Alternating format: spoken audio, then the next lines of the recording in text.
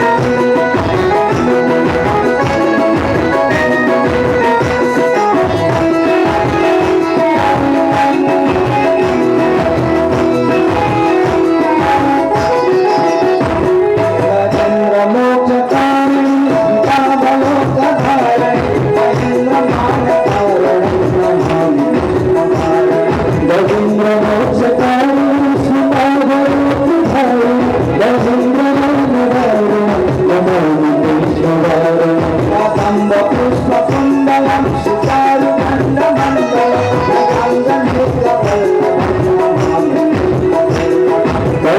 पुष्पकुण्डलं सुचारुखण्डमण्डलं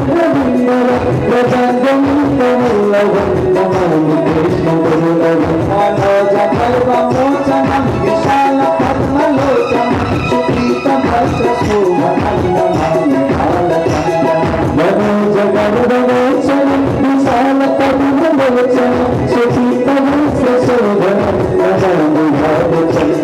यशोदया समोदया सतोपया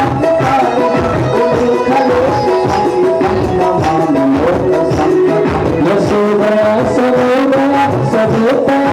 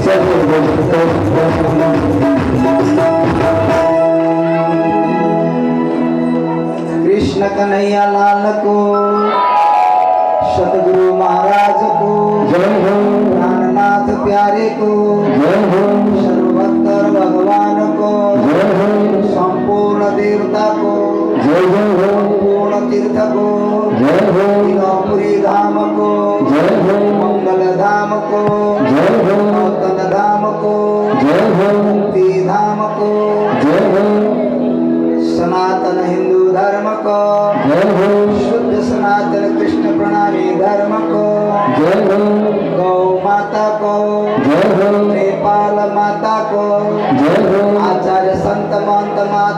सज्जन को, जय हो गुरु जी श्री चौड़नदास जी महाराज को, जय हो सर्व सुंदर साधक को, जय हो दिवंगत संपूर्ण पितृगण को, जय हो सर्व भक्त मंडली को, जय हो जय जय श्री राधे जय जय श्री राधे जय जय जय श्री राधे राधावर कृष्ण चंद्र को, जय हो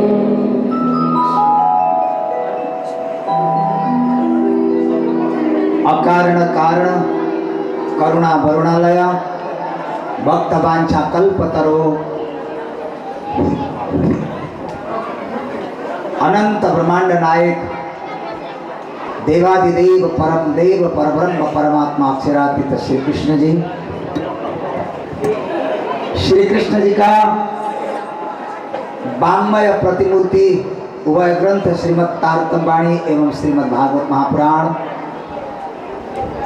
एवं इस श्रीमद् तारतम्य वाणी का ओजस्वी प्रखर तेजस्वी प्रवक्ता परम आदरणीय परम सम्माननीय श्री महेंद्र जी महाराज, उभय ग्रंथ को उपवाचक का आसन में आसीन हुए का परम आदरणीय परम सम्माननीय मोहन निरोला जी, घनश्याम रसिक जी, इस आयोजन का प्रमुख आयोजक संत प्रवर आदरणीय चरणदास जी महाराज, संगीत शिष्टमंडली, लोकप्रिय सुप्रसिद्ध भजन गायक ध्रुवराज शास्त्री, तबला वादक पूर्णराज जी एवं प्याड वादक राजन जी,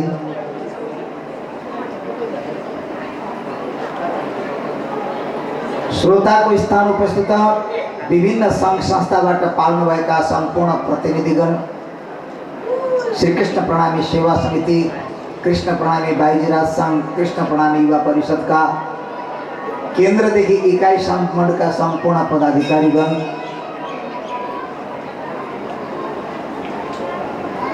मीडिया कर्मीज्यूहरू, सुरक्षा कर्मीज्यूहरू, सद्धर्म प्रेमी प्रणरागी भक्त समुदाय, टाढाबाट पनि यहाँ उपस्थित भइसक्नु भएको छ। कोही आसामबाट आउनुभएको छ, कोही भारतबाट आउनुभएको छ, कोही सिक्किमबाट आउनुभएको छ, कोही दुहागढीबाट धेरै आज सुन्नु साथको उपस्थिति भएको छ, बुधबारेबाट पनि देखिरहनु भएको छ, शनिश्चरीबाट पनि देखिरहनु भएको छ, यहाँ बर्दियाको पनि उपस्थिति छ, फिक्कलबाट पनि आउनु भएको छ। म कति ठाउँको नाम लिऊँ, यहाँ धेरै ठाउँबाट आउनु भएको छ, दमकबाट पनि आउनु भएको छ, नेपालको पूर्व मेचीदेखि लिएर पश्चिमको महाकालीसम्म सबै ठाउँबाट यहाँ उपस्थित रहेको छ। यस्ता सम्पूर्ण सुन्दर साथीमा मेरो करबद्ध प्रणाम स्वीकार्नुहोस्। प्रणाम। भर्खरै हामीले सौभाग्य प्राप्त गर्यौं श्री कृष्ण प्रणामी मंदिर मुक्तिधाम की टहरी का गादीपति, समाज का कर्मठ संत अनि करुणा का स्वभाव लेखित हुनुभएका उदारवादी उद्योगवादी संत श्री 108 कृष्णदास जी महाराज, जसले हामीलाई अंतर हृदयमा भावुकता भरिने सत आशीर्वचन प्रदान गर्नुभयो। उहाँको बोलीमा मिठास थियो, उहाँको भावमा उदारता थियो अनि उहाँको विचारमा गम्भीरता थियो। यस्ता दिव्य आशीर्वचन श्रवण गरेर हामी धन्य भएका छौं। पूज्य महाराज श्री आफ्नो व्यस्तताका कारण मात्र सम्बोधन गरी यहाँबाट प्रस्थान गरिसक्नु भएको छ। सन्तहरूको जीवन विचित्रको हुन्छ, हेर्दा केही देखिँदैन तर सब कुछ भरिएको हुन्छ। खाली बसिरहेका हुन्छन् तर व्यस्तताले 24 घण्टा छाइरहेको हुन्छ, गाजिरहेको हुन्छ। आज मुक्तिधाम इटहरी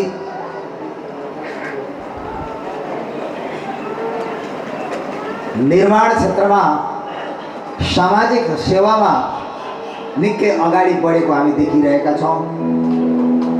गरी घाट बनाउने सेवामा संलग्न संस्था, गरी विद्यालय बनाउने सेवामा संलग्न संस्था, गरी अस्पताल बनाउने सेवामा संलग्न संस्था।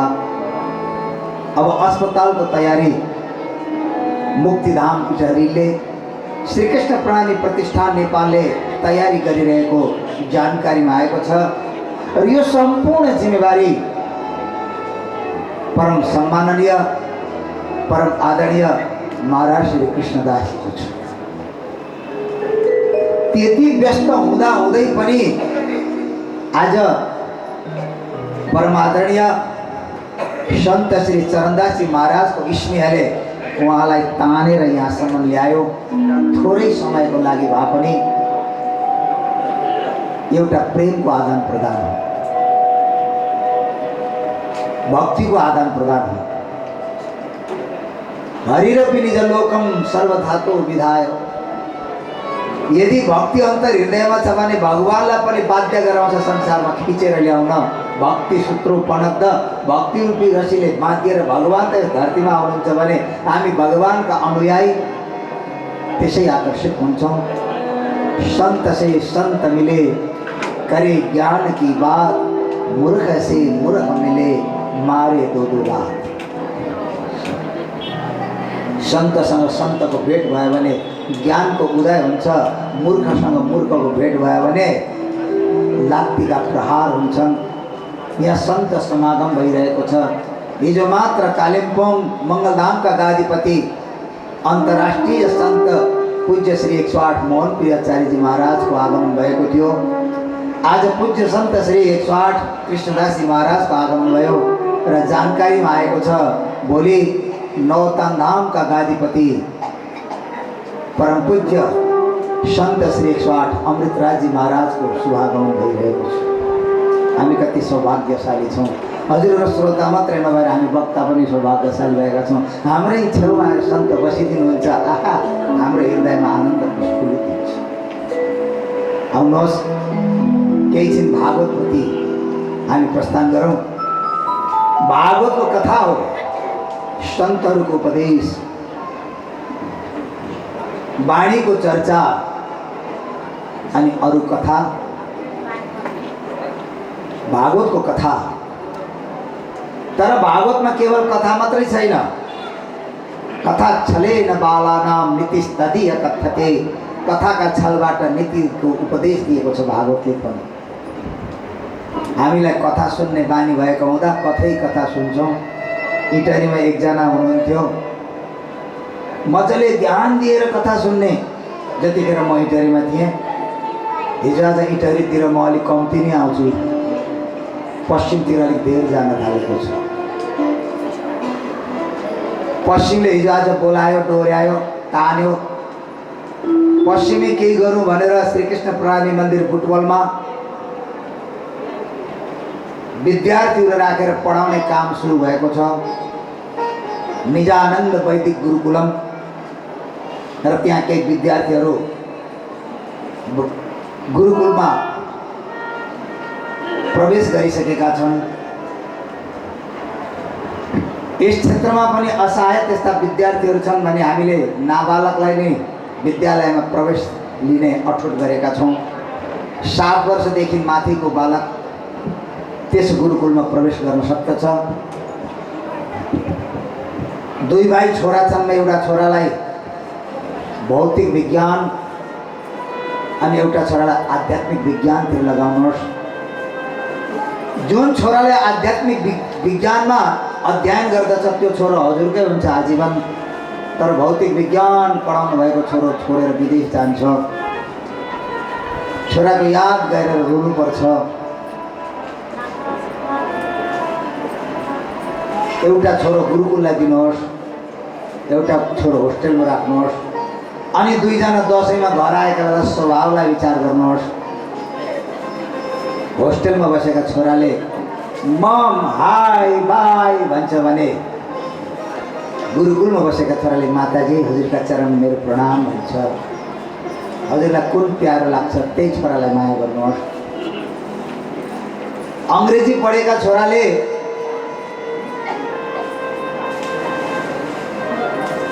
हजुरलाई छोडेर टाढा जान्छ, तर संस्कृति र संस्कार पढेको छोराले अँगालो मार्दै आउँछ, हजुरका आँखामा बगेको आँसुलाई पुछिदिन्छ र भन्छ आमा म छँदैछु नि।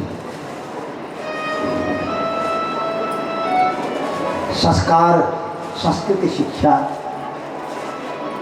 जीवनको एउटा उपलब्धि हो। सन्तानलाई संस्कारी बनाउने प्रयास गर्नुहोस्। हिजोको सप्तम स्कन्धको कथा, शिक्षित व्यक्ति विध्वंसकारी हुन सक्छ, तर संस्कारी व्यक्ति त्यो संरक्षणकारी हुन्छ, ऊ विध्वंस गर्न सक्दैन। सन्तानलाई शिक्षा मात्र होइन संस्कार पनि दिन सक्नुपर्छ।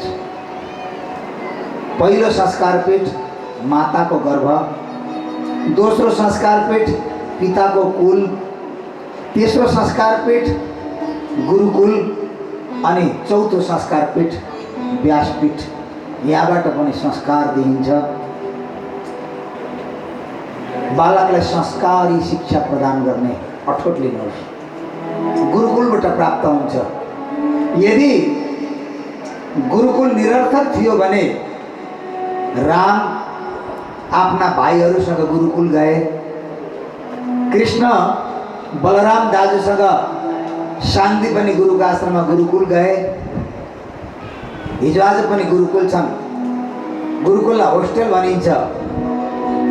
हिजो आज पनि शिक्षा त्यत्तिकै दिइन्छ।